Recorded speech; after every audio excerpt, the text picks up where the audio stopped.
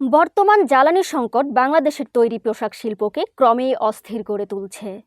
গ্যাসের স্বল্প চাপ, বিদ্যুতের ঘাটতি এবং ঘন ঘন লোডশেডিংয়ের কারণে অনেক কারখানায় উৎপাদন ব্যাহত হচ্ছে।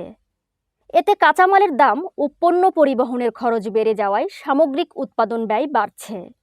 নিরবচ্ছিন্ন জ্বালানি সরবরাহ নিশ্চিত করতে না পেরে অধিকাংশ কারখানাকেই বিকল্প হিসেবে ডিজেল চালিত জেনারেটরের উপর নির্ভর করতে হচ্ছে। ফলে উৎপাদন ব্যয় 25 থেকে 30% পর্যন্ত বৃদ্ধি পাচ্ছে বলে জানিয়েছেন খাত সংশ্লিষ্টরা। সব মিলিয়ে গড়ে উৎপাদন সক্ষমতা কমেছে 30% পর্যন্ত। গত সোমবার বিদ্যুৎ, জ্বালানি ও খনিজ সম্পদ মন্ত্রী ইকবাল হাসান মাহমুদ ও প্রতিমন্ত্রী অনিন্দ্য ইসলাম অমিতের সঙ্গে বৈঠকে এমন চিত্র তুলে ধরেন তৈরি পোশাক রপ্তানিকারক উদ্যোক্তাদের সংগঠন বিজিএমই এর নেতারা।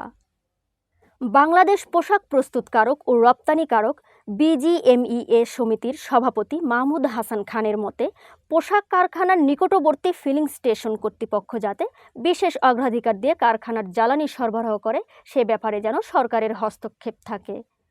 পোশাক শিল্পের সংকট প্রসঙ্গে মাহমুদ হাসান খান আরও বলেছেন, টানা 8 মাস রপ্তানি কমছে। খুব শীঘ্রই এ পরিস্থিতি থেকে বেরিয়ে আসারও সুযোগ দেখা যাচ্ছে না।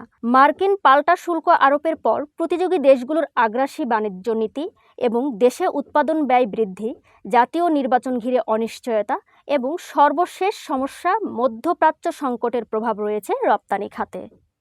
পোশাক শিল্প উদ্যোক্তারা বলছেন, এই সংকট দীর্ঘায়িত হলে উৎপাদন সক্ষমতা হ্রাস পাবে এবং দেশের মোট রপ্তানি আয়েও নেতিবাচক প্রভাব পড়বে।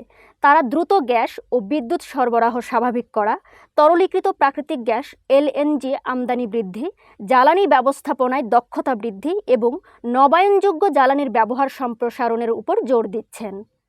দেশের অর্থনীতির অন্যতম চালিকা শক্তি এই তৈরি পোশাক শিল্পকে টিকিয়ে রাখতে এখনই কার্যকর ও সমন্বিত উদ্যোগ নেওয়া সময়ের দাবি।